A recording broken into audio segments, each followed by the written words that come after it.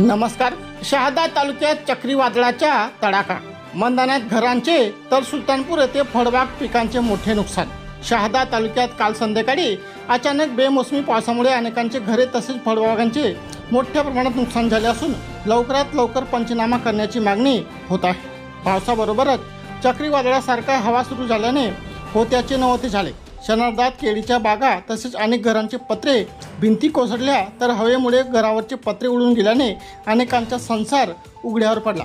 तसेच तालुक्यातील सुलतानपूर येथील रघुनाथ जगदीश पाटील, जिजाबाई जगदीश पाटील यांचे 8 एकर केळी जमीनदोस्त झाली, तर राहुल शिंदे, प्रवीण दगा पाटील, विश्वनाथ प्रभाकर पाटील, वैभव सुधाकर पाटील, विद्याबाई वसंत पाटील, निंबा महादेव पाटील सर्व राणा सुलतानपूर यांच्या शेतातील फळबागांचे मोठ्या प्रमाणात नुकसान झाले आहे। तर मंदाणे परिसरात अनेक घरांचे पत्रे तसेच शेतातील शेतीयोग्य साहित्य, सोलर पंप प्लेट यांचे देखील मोठ्या प्रमाणात नुकसान झाले आहे। काही ठिकाणी पावसाचा जोर जास्त होता तर काही ठिकाणी कमी असल्यावर देखील चक्रीवादळाने मोठ्या प्रमाणात नुकसान केले आहे।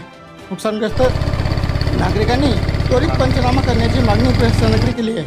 शेतकऱ्यांच्या हातातोंडाशी आलेला घास या बेमोसमी पावसामुळे हिरावला गेला आहे। त्यामुळे शेतकऱ्यांचे तसेच घरांच्या मोठ्या प्रमाणात नुकसान होऊन घरातील साहित्य उपयोगीचे साहित्याचे मोठ्या प्रमाणात नुकसान झाले आहे।